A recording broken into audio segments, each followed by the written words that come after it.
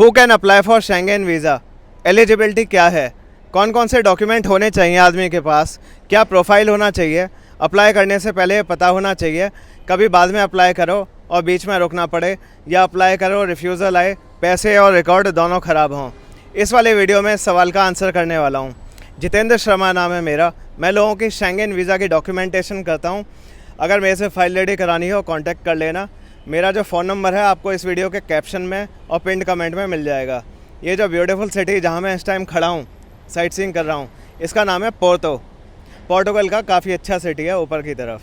हाँ, तो देखिए, शेंगेन वीज़ा में जो वीज़ा ऑफिसर है वो ये देखना चाहता है कि आप घूमने जाओगे, पैसे खर्च करोगे, वहाँ बढ़िया अपना खर्चा उठाओगे और इन कंट्रीज़ को और अमीर बना के आप इंडिया आ जाओगे। उनकी ये चाहत है।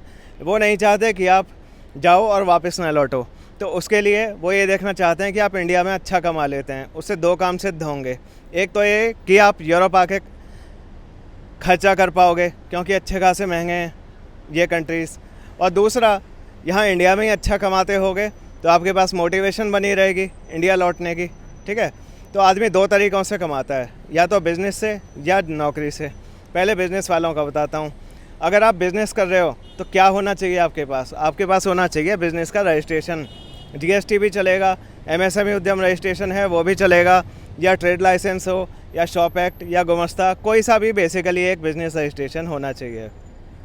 और आपकी इनकम टैक्स की रिटर्न हो 1 साल, 2 साल या 3 साल की। अगर 1 साल है तो फ्रांस में काम चल जाएगा। मैक्सिमम कंट्रीज़ 2 साल की इनकम टैक्स रिटर्न मांगते हैं। ठीक है, और 3 साल की चाहिए होती है चेक रिपब्लिक, इटली और एक आध कंट्री के लिए। तो अगर 2 या 3 साल की आईटीआर है तो आप मैक्सिमम कंट्रीज़ में अप्लाई कर सकते हो, और सिर्फ 1 साल की है तो फ्रांस में काम चल जाएगा। ऐसा कुछ नहीं है कि आईटीआर का बहुत ज़्यादा टैक्स दिखाना ज़रूरी है। अगर सिर्फ आईटीआर होनी ज़रूरी है आपके पास, ऐसा कुछ नहीं कि उसमें टैक्स भी ज़्यादा जा रहा हो। ठीक है जी। और मिनिमम जो बैंक बैलेंस है आपके अकाउंट में, कम से कम सेविंग अकाउंट में 4 लाख रुपए पर पर्सन होना चाहिए। ये सब है तो बिज़नेस वाले आगे बढ़ सकते हैं। और मैरिड होना बिल्कुल भी ज़रूरी नहीं है। ये ना सोचें कि मैरिड होगा तो ही वीज़ा आएगा, और ऐसा भी नहीं है कि यंग लोगों का वीज़ा नहीं आएगा। यंग लोग भी अप्लाई कर सकते हैं, खूब वीज़ा आते हैं, और बिना ना ही कोई ट्रैवल हिस्ट्री की ज़रूरत। अब जॉब वालों की बात करते हैं। अगर आप जॉब कर रहे हो, जॉब में आजकल अच्छी सैलरी मिल रही है लोगों को। जितनी ज़्यादा सैलरी हो उतना अच्छा है, लेकिन आने को तो 22,000 28,000 सैलरी पर भी वीज़ा आए हैं जिनकी मैंने फ़ाइल रेडी की है। But those are exceptions. मैं सजेस्ट करूँगा 40,000 तो कम से कम हो, and more the better salary per month. ठीक है जी। और आईटीआर वही जो सेल्फ एम्प्लॉयड की बताई, 2 या 3 साल की हो डिपेंडिंग ऑन कंट्री, और टैक्सेबल उसका भी होना ज़रूरी नहीं है। सेविंग अकाउंट में आपके बैलेंस कम से कम 4-5 लाख रुपए पर पर्सन होना चाहिए, है ना। ये सारे डॉक्यूमेंट हैं। और जॉब वालों को एक और चीज़ का ध्यान रखना है। कई एम्प्लॉयर ऐसे होते हैं जो छुट्टी नहीं देते।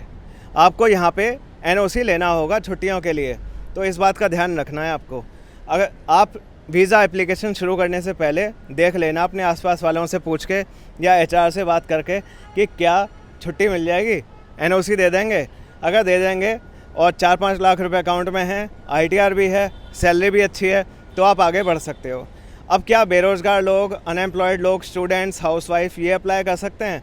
कर सकते हैं। अगर आप हाउसवाइफ हो, आपके हस्बैंड अच्छा कमा रहे हैं और वो आपको स्पॉन्सर कर रहे हैं, तो आपके वीज़ा आने के अच्छे चांसेस हैं।